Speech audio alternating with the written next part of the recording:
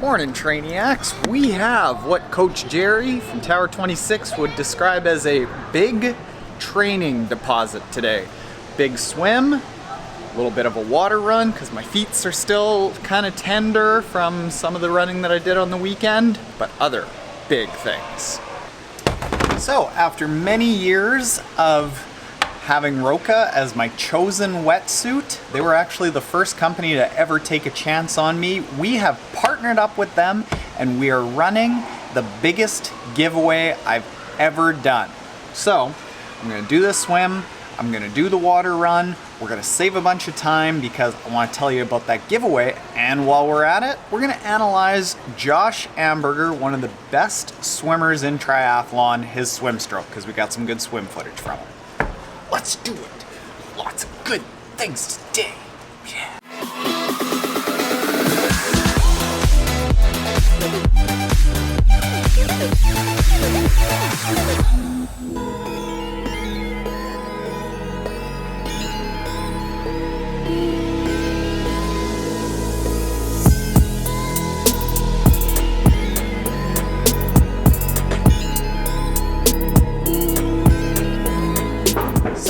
For starters, before we get into Josh Amberger, make sure you go to roka.com/Taren. Biggest giveaway we have ever been a part of. Over $2,000 in fabulous prizes from Roka.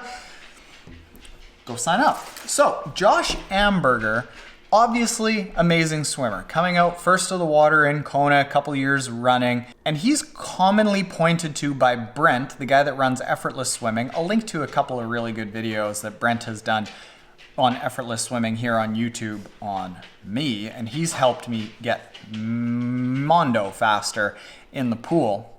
And he often points to Josh Amberger's stroke as one that triathletes should emulate when they start trying to build an open water stroke. So I started looking at Josh Amberger's stroke and I got mad respect for it for a few reasons. Let's take a look. So some things to know about Josh Amberger's stroke here are that, number one, he was a former competitive swimmer. So he has flexibility and abilities in the pool that we aren't going to have. We can't emulate absolutely everything. Also, take note that he is only 5'7" tall, which is really, really notable because when you look at typically fast swimmers and fast swimmers in triathlon, a lot of them tend to be very long, that long, lopey stroke, and Josh doesn't necessarily have that. So let's look at a few of those things with that in context. So number one, first thing I want you to look at is his stroke rate. I counted it up and did the math, and this is just kind of a cruisy little pace for him, and he is going 82 strokes a minute. Now, why is this notable? Well, most average age group swimmers swim somewhere in between about 45 and 60 strokes a minute. Most kind of starting to get to be competitive age group swimmers swim around 70 to 75 strokes a minute when we've got to hit it pretty hard. But when you look at competitive pro triathlete swimmers, they're swimming at 80, 90 to 100 strokes a minute.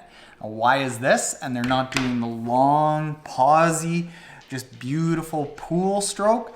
Well, it's because in open water, you have to be more forceful, more aggressive with the stroke. You got to be able to punch through the waves really forcefully. You got to potentially whack through people's arms as they're around you. You've got to keep your hand really firm and forceful in the current, and that long, pausey glide that a lot of swim coaches profess that you should be doing is actually decelerating you every time you have that glide and that long, low stroke count. So we want to work to get our stroke count up.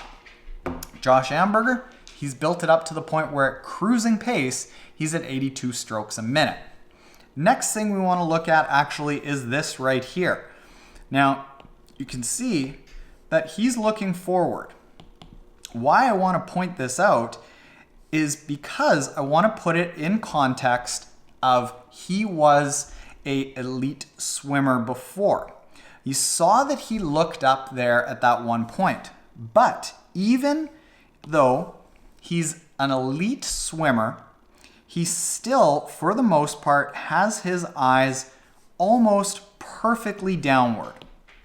Now he does look up occasionally, as you saw, but look at this. Up, and then for the most part, down.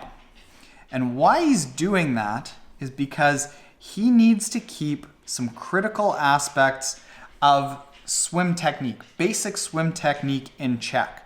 One of those being, when you are swimming, you want back of your head, butt cheeks, heels at the surface of the water. And why you want that is so that as the forces of the water are hitting your fingertips and coming back, you see how there, if you look at that, there is essentially no drag.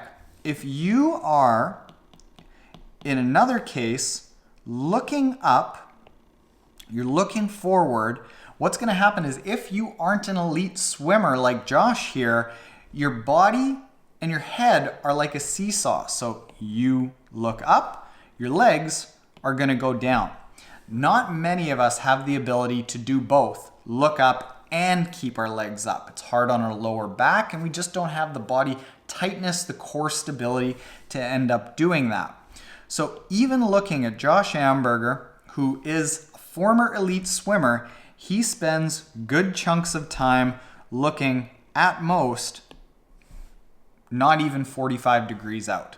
So in our case, we can certainly look basically straight down when we're doing most of our pool training.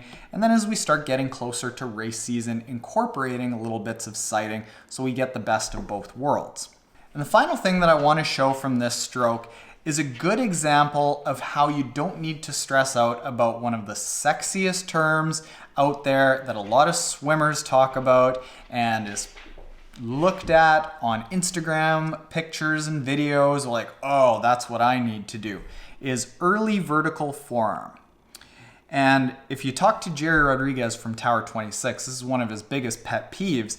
But the idea is that a lot of swim coaches say, all right, you got to get your hand way out there, pop your elbow up, and boom, put your hand down as soon as you possibly can. Meanwhile, us age group triathletes, you try doing that and then see how good it feels on your shoulder when you put force on your hand the other way. Doesn't feel very good. In addition to that, look at Josh Amberger here. He goes out, extends, forearm still isn't vertical, forearm still isn't vertical. It's not really until he gets to the point that his hand is in line with the top of his head that he starts really getting a vertical forearm. But he does, once he gets to that point, keep his forearm vertical for as long as he can, basically pushing back, back, vertical, vertical, until he's just about 6 inches from the water and he has to take his hand out. So that's something that we can learn from. Let me demonstrate. So when you are swimming, you want to keep the fingertips lower than the wrist, which is lower than the elbow, which is lower than the shoulder, and try to get your forearm vertical at the point that your head is at. And then pull back from your lats and then hold that vertical forearm, keep that palm pointed at the other end of the pool, pushing back for as long as you can. And that's all you have to do. You don't have to worry about this pop it up and push back, because frankly, it just isn't gonna happen for us trainiacs. Ain't gonna happen for me, unless you are made of the same stuff that Gumby is made of. Probably ain't gonna happen for you. So that's Josh Amberger's stroke. I really like looking at that because as far as height, as far as reach-wise, he's built like us. He's built like a normal person. And we can take some of the cues that he's got and adapt that to our stroke. Now, make sure that you go to roka.com/Taren, even though they don't sponsor Josh Amberger, I just realized. But that doesn't mean that he ain't a nice guy or a heck of a swimmer, and it ain't a good giveaway. It's a really good giveaway. And you can go check out the effortless swimming videos that we've done there and there. Later, Trainiacs.